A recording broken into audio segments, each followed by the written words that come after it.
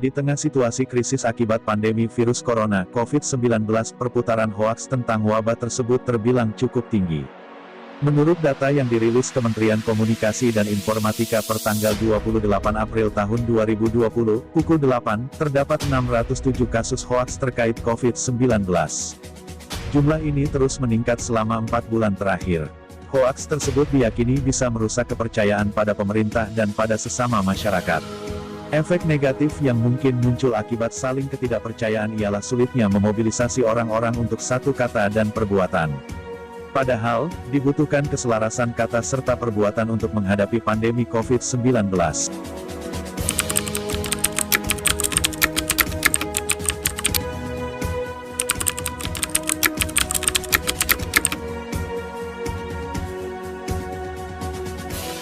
Petugas Kepolisian Polsek Tanjung Duren menangkap 2 orang perekam dan penyebar berita bohong tentang corona.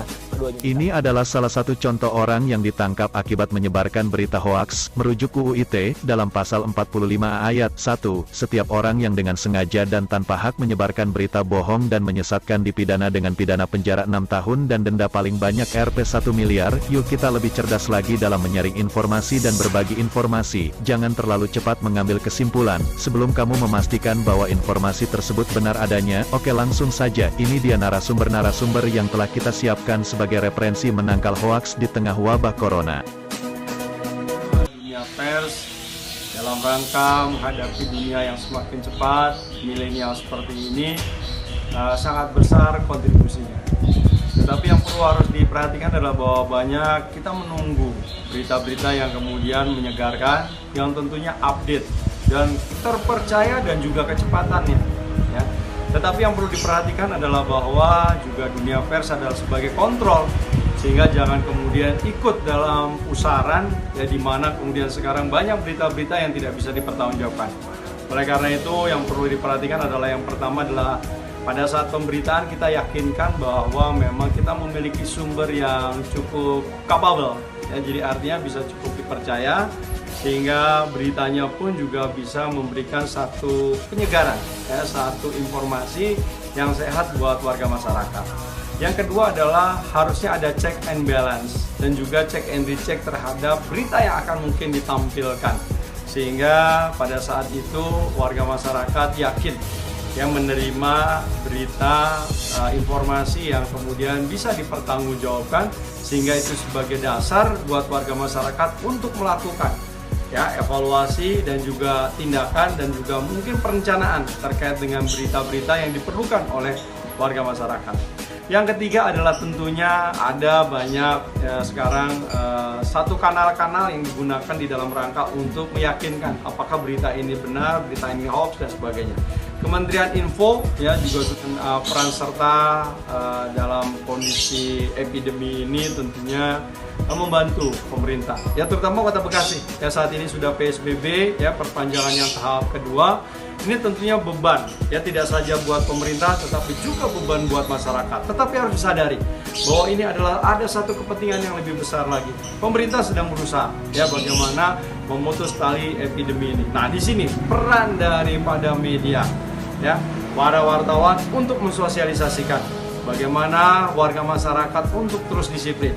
Pemerintah tentunya adalah mengayomi, kemudian membuat rule regulasi. Tetapi yang paling inti, yang paling dasar adalah bagaimana membangun kesadaran.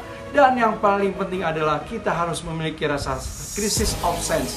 Ya, jadi ada rasa krisis bahwa ini adalah sesuatu yang sangat luar biasa, di mana kita tidak pernah tahu bagaimana dan kapan si corona ini hinggap di kita masing-masing. Oleh karena itu, kita bisa beradaptasi dan tentunya itu tadi. Terus sosialisasikan cara hidup sehat, menggunakan masker pada saat keluar, social distance, kemudian physical distance, dan tentunya bagaimana kita hidup sehat ya, selalu kena sinar matahari, berolahraga, dan yang paling penting berpikir yang sehat dan juga hidup bahagia. Mudah-mudahan dengan kontribusi yang besar dari teman-teman pers, kita akan dapat cepat keluar dari epidemi COVID-19.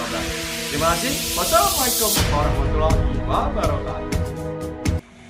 Assalamualaikum warahmatullahi wabarakatuh. Saya Silviana Murni, anggota Dewan Perwakilan Daerah Republik Indonesia, DPD RI, Dapil DKI Jakarta, kepada seluruh rakyat Indonesia dimanapun Anda berada. COVID-19 adalah penyakit yang bisa sembuh dan mampu hilang dengan sendirinya. Dengan cara kita harus menerapkan pola hidup sehat, physical distancing, rajin cuci tangan, dan selalu memakai masker. Hal ini kita lakukan selain untuk menjaga kita, juga untuk memutus mata rantai penyebaran virus corona yang kini sudah menjalar ke seluruh dunia. Di samping itu, di tengah situasi krisis akibat pandemi virus corona atau COVID-19, perputaran hoaks juga terbilang cukup tinggi. Menurut data yang dirilis Kementerian Komunikasi dan Informatika, terdapat kurang lebih 607 kasus hoaks terkait COVID-19. Oleh karena itu, mari kita putus mata rantai penyebaran COVID-19 dan stop penyebaran hoaks demi Indonesia yang lebih baik. Wassalamualaikum warahmatullahi wabarakatuh. Peran media dan pers di tengah pandemi COVID-19 yang tengah melanda dunia dan Indonesia khususnya adalah: pertama, harus mengabarkan informasi dan berita sesuai dengan kode etik jurnalistik. Selanjutnya, hindari berita-berita hoax yang dapat memperkeruh suasana dan kondisi psikologis masyarakat. Yang ketiga adalah berita-berita yang disajikan harus memupuk semangat, mengabarkan optimisme untuk melawan pandemi COVID yang tengah kita hadapi bersama. Jangan malah memperkeruh suasana, jangan menakut-nakuti publik, dan sekali lagi hindari berita-berita hoax. Terima kasih. Assalamualaikum warahmatullahi wabarakatuh. Di saat dunia berjuang menghadapi pandemi COVID-19, krisis paling menantang yang dihadapi kemanusiaan sejak Perang Dunia Kedua, kita juga menghadapi pandemi lain, yaitu bahaya pandemi informasi salah.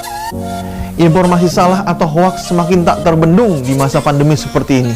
Hoaks yang tersebar diantaranya tips kesehatan yang keliru, teori-teori konspirasi mengenai penyebaran virus, ungkapan kebencian, dan kabar bohong mengenai COVID-19 yang beredar di media sosial. Penyebaran informasi salah dapat membuat sekelompok orang menjadi korban kebencian dan prasangka. Karena itu, agar energi kita tidak habis hanya untuk menyangkal hoaks, fokus kita saat ini kembali dipusatkan pada pencegahan sebaran COVID-19 yang daya penularannya begitu cepat dan masif. Kita harus mulai dari diri kita sendiri, dimulai dari disiplin dengan seluruh protokol kesehatan dan patuh terhadap norma PSBB yang daerahnya diterapkan aturan PSBB. Selain itu, penting kiranya untuk melibatkan milenial dalam perang melawan COVID-19. Semangat generasi milenial menjadi motor penanganan COVID-19 adalah kunci untuk menghentikan penyebaran virus ini. Karena energi generasi milenial yang begitu luar biasa menjadi motor penggerak berbagai kegiatan positif seperti gerakan hidup sehat dan bersih, sosialisasi pencegahan penularan COVID-19, hingga penggalangan dana gotong royong membantu sesama rentan terhadap COVID-19. Minimal, generasi milenial bisa berkontribusi dengan peduli akan kesehatan diri sendiri dan lingkungan sekitarnya, sehingga masyarakat menjadi lebih teredukasi untuk saling menjaga diri agar tidak tertular maupun menularkan virus COVID-19. Mengingat generasi milenial berpotensi sebagai generasi penular terbesar, melihat data Korea Selatan, ratusan ribu orang yang melakukan tes terdapat 25.000 hingga 300.000 orang. Hasil tes tersebut menunjukkan 30% kasus positif pada orang dengan usia 20 hingga 29 tahun. Memang data Kementerian Kesehatan dan data global menunjukkan bahwa sekelompok usia muda memiliki daya tahan lebih baik dibandingkan dengan mereka yang berusia lanjut. Namun, bukan berarti kelompok yang usia muda ini tidak bisa terkena. Bisa terkena dan tanpa gejala. Inilah yang kemudian menjadi salah satu faktor cepatnya penyebaran ke orang lain karena mereka terkena tanpa gejala dan kemudian tidak melakukan isolasi diri. Singkatnya, di tengah pandemi COVID-19 yang telah mengacaukan dunia ini, jangan lagi diperparah kondisinya dengan berita hoaks seputar virus corona yang tidak terbendung lagi. Untuk itu, peran kita semua mengajak generasi milenial untuk memperhatikan konten seputar COVID-19 melalui media sosial. Generasi muda diminta untuk cermat dalam memperhatikan sumber konten sebelum membagikan kepada orang lain. Di dalam kondisi anomali penuh ketidakpastian, setiap informasi yang beredar ada yang kesannya ilmiah dan seakan-akan faktual, namun ternyata hoaks. Generasi milenial diminta untuk jangan termakan berita hoaks dan ikut menyebarkannya. Namun jika ada informasi yang baik, tolong sebarkan, jangan stop di Anda. Saat ini, banyak orang mendadak ahli segalanya. Mulai dari ahli kesehatan, ahli meramal kapan COVID-19 berakhir, hingga ahli dalam teori konspirasi. Kepada mereka yang merasa ahli dunia kesehatan, mereka layak mendapat gelar Doktor Virus Corona dari Universitas WhatsApp. Begitu bunyi sebuah meme yang beredar di media sosial selama masa pandemi. Meme tersebut merupakan guyonan sekaligus sindiran halus untuk orang yang merasa mengetahui segala hal tentang COVID-19 hanya dengan membaca berita atau artikel di media. Fenomena di atas bisa disebut efek Dunning-Kruger, yakni kecenderungan orang awam untuk menilai terlalu tinggi apa yang dia ketahui tanpa disertai kemampuan mengenali yang tidak dia ketahui. Akibatnya, dia tidak tahu kalau pengetahuannya masih sangat terbatas. Keberadaan dokter virus corona dadakan seperti itu tidak lepas dari persebaran informasi tentang situasi pandemi yang semakin tidak terbendung. Di era teknologi informasi sekarang, hampir tidak ada jarak antara terjadinya sebuah peristiwa dengan berita yang tersebar di berbagai penjuru dunia. Pemberitaan COVID-19 yang semakin masif membuat beberapa istilah yang selama ini hanya akrab di kalangan para ahli mulai dikenali orang awam. Karena itu, peran media saat ini memberikan pemahaman yang komprehensif. Saya yakin media mainstream sudah menjalankan tugasnya dengan baik dengan selalu mengangkat narasi pemberitaan dengan tone optimisme. Karena itu, milenial juga bisa berperan untuk mengglorifikasi pemberitaan-pemberitaan yang bernada optimis, bukan hanya menyebarkan ketakutan dan pesimisme, apalagi menghasut dengan narasi menghujat pemerintah, menyalahkan setiap kebijakan yang ditetapkan. Yakinlah, dengan gotong royong, bahu-membahu, dan bersatu tanpa menyalahkan, kita bisa melewati masa-masa sulit ini. Semoga Tuhan Yang Maha Kuasa senantiasa melindungi segenap bangsa Indonesia dan seluruh warga dunia dari bahaya COVID-19.